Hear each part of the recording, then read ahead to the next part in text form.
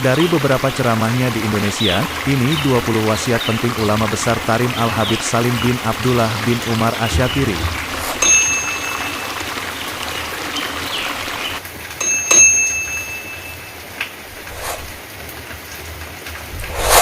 Bismillahirrohmanirrohim. 1. Durhaka pada orang tua itu bernasab, turun-temurun, pasti akan dibalas melalui keturunannya kelak. 2. Seorang yang menghormati ulama besar tapi ia meninggalkan orang tuanya artinya ia mengutamakan sunnah dan melalaikan yang wajib, sama seperti orang memakai imamah tapi auratnya justru terbuka, sungguh tidak pantas. 3. Berkata Imam Ahmad bin Hanbal, orang tua ada 3, yang melahirkan, yang memberi ilmu, guru, dan yang menikahkanmu dengan anaknya, mertua. 4. Pada saat kita kecil, orang tua mencintai kita, bersabar dengan keadaan dan tangisan kita, menghadapi berbagai tingkah laku kita, berdoa agar kita panjang umur dan sehat sampai dewasa. Maka wajib bagi kita bersabar terhadapnya ketika mereka sudah tua dan memiliki banyak kekurangan. 5. Syafaat Rasulullah SAW pun tak dapat menolong orang yang durhaka kepada orang tuanya dari siksa neraka kecuali orang tuanya sendiri yang memberi kesempatan padanya untuk diberi rahmat oleh Allah Subhanahu wa Ta'ala. 6. Memutus silaturahim akan mendapat laknat dari Allah, tertolak seluruh amalnya, tidak akan diterima doanya walaupun ia seorang yang alim.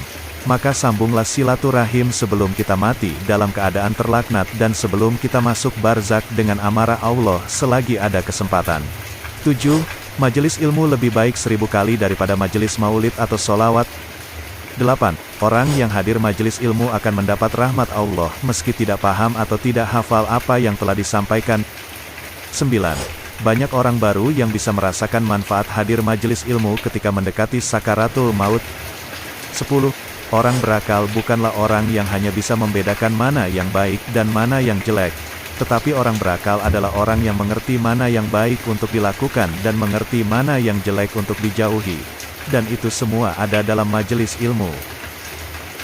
11. Janganlah bergaul sendiri dalam majelis ilmu. Syekh Abu Bakar bin Salim berkata, orang-orang yang sering berguru di majelis ilmu yang dikhawatirkan akhir hayatnya menjadi bisu.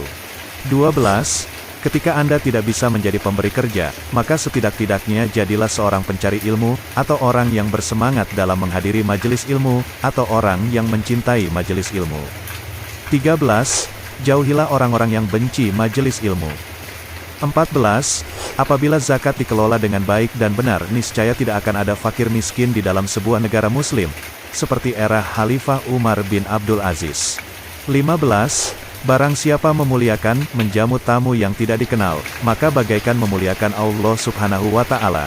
Barang siapa memuliakan, menjamu tamu yang dikenal, maka bagaikan memuliakan Rasulullah Shallallahu Alaihi Wasallam. 16. Siwak mempunyai 120 manfaat, sedangkan rokok mempunyai 120 bahaya. 17. Di Belanda terdapat sebuah penelitian bahwa ada kuman gigi yang tidak bisa mati kecuali dengan zat yang terkandung dalam kayu arok siwak.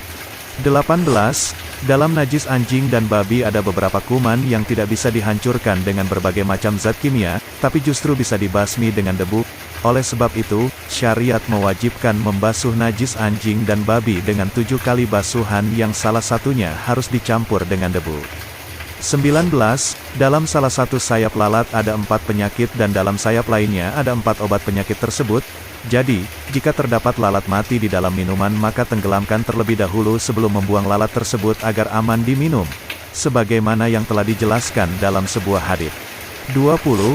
Agar futuh dalam ilmu, Habib Abdullah Al-Haddad berkata, saya mendapatkan futuh dalam ilmu dengan sebab 3 perkara, dengan menangis dan merendahkan hati serta beristighfar di waktu sahur, dengan berzuhud terhadap dunia, dan tidak aku mendengar ada seorang lelaki yang saleh atau perempuan yang salehah kecuali aku mengunjunginya dan meminta doa darinya.